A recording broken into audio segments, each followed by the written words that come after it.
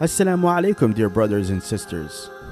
Allah is the sole creator, owner, and sustainer of the entire universe. That is why the creatures of the whole universe are praising Allah.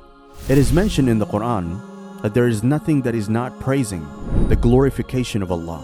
But we do not understand their glorification. Allah created man as the best creature and made him his caliph on earth.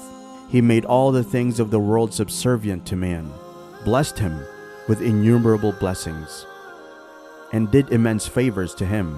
His favors require that we never forget Allah and always engage in His praise and veneration.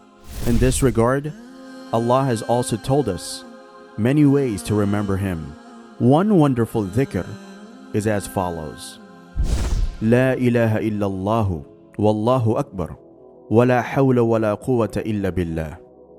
None has the right to be worshipped but Allah, and Allah is the greatest, and there is no might nor power except Allah. Abdullah bin Amr narrated that the Messenger of Allah ﷺ said, "There is not anyone upon the earth who says, 'None has the right to be worshipped but Allah, and Allah is the greatest, and there is no might nor power except Allah, except that his sins shall be pardoned, even if they were like the foam of the sea.'"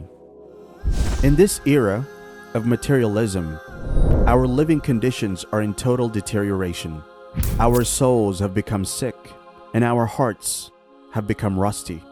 Our relationship with Allah has truly disappeared, and our hearts have been polluted by greed, hatred, stubbornness, envy, pride, luxury, convenience, selfishness, egoism, and worldliness.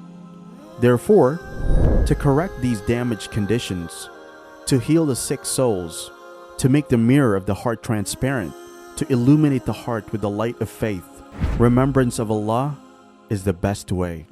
So we should try our best to always remember Allah with these wonderful words.